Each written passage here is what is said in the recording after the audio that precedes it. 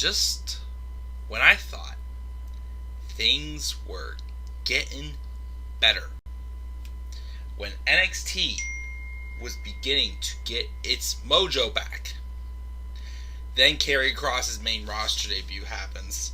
Then Karrion Kross loses his main roster debut as the freaking NXT champion, losing to, of all people, Jeff Jobbin Hardy.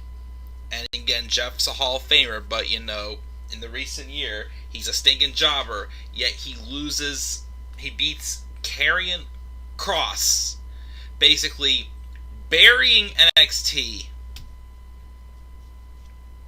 I had no interest.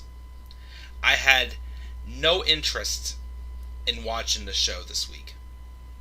It made me think back to a couple months ago when I was talking with, those of you who know him, our good friend Daniel Gaiza. He doesn't watch NXT anymore. He said he even, not to say, if, it fell off and, it wasn't the same as it used to be. He also said the reason why he stopped watching was because all these guys are going to come to the main roster and just get ruined on there and become something different. The roster full of nothing but buried and misused talent. Unless your name is Roman Reigns, John Cena, and I hate to say it, Drew McIntyre. People who literally Vince McMahon likes, but he makes them into what he wants them to be. A superhero. Just a play toy. And then backlashes on NXT because he hates NXT. Because NXT is not his project. It's Triple H's. So Vince finally found a way to ruin it all by drooling over Karrion Kross, just to bring him to the main roster and lose to Jeff Hardy. And if your NXT champion can lose to a guy who, despite being a future Hall of Famer, is treated like a jobber, why should I care about this show anymore? I didn't watch NXT this week. I did not. I just watched the highlights, and the only thing that interested me from the show was the segments with Samoa Joe.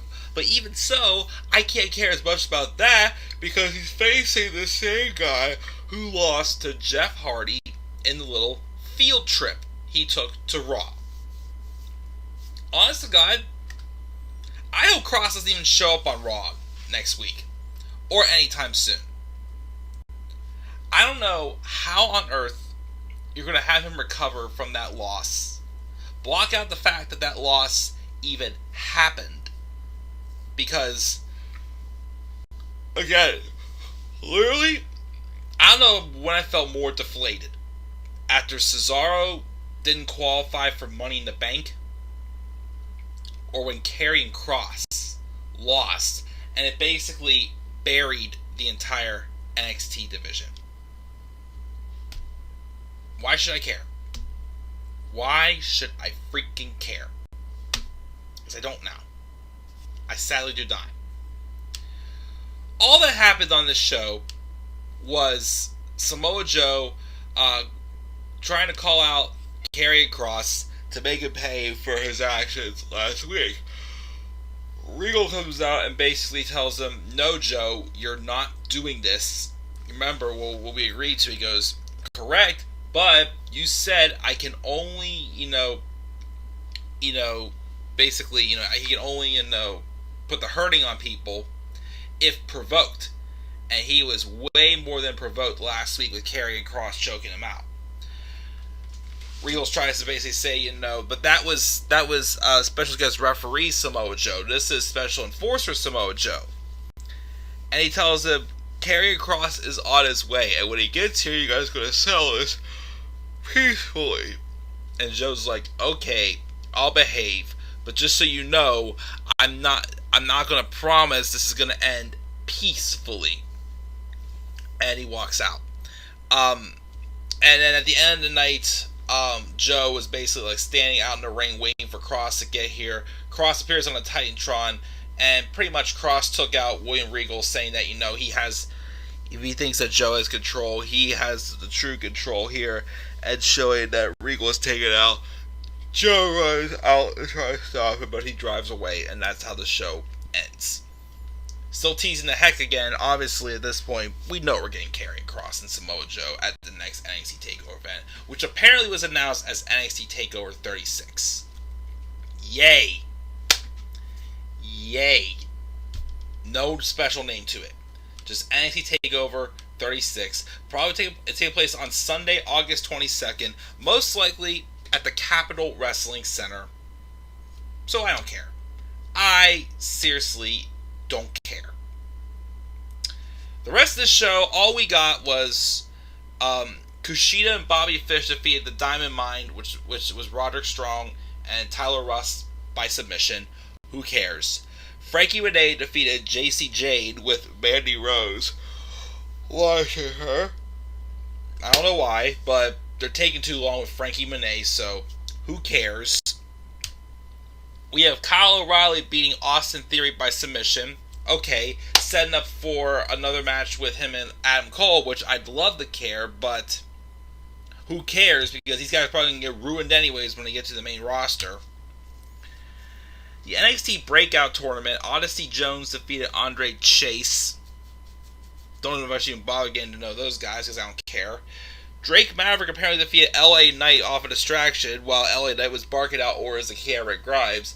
Knight lost as he holds on to Maverick and demands Grimes to, hit him, and Grimes does. We had some segue where it looked like they were teasing the feud between MSK and Imperium. Probably teasing the match probably at TakeOver 36. We had also a segment with some musical thing that Legado del Fantasma was trying to do. Then Hit Row interrupted and they got into a brawl.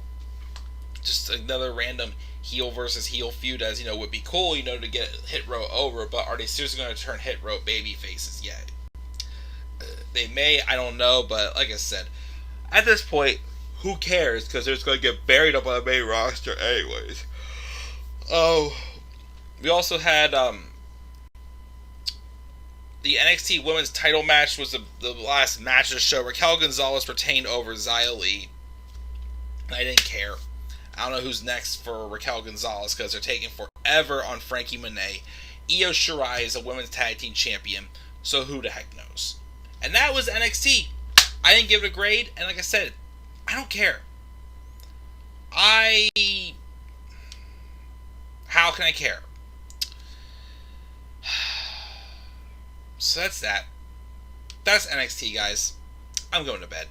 I was going to review Fyter Fest, but I'm too tired.